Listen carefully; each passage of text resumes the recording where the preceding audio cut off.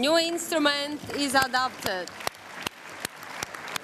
The International Labour Organization wrapped up its annual conference with a historic new labour standard aimed at improving the lives of hundreds of millions of informal workers around the world. This is something which affects a very large part of the world's working population. Nearly half who are still working in informality.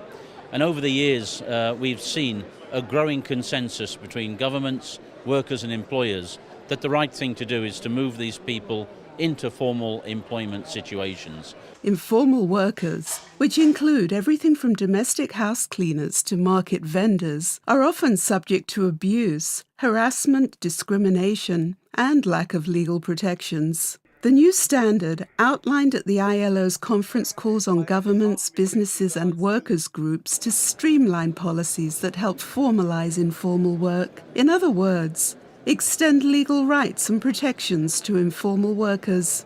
We know it's not easy. We know that these are processes which are complicated.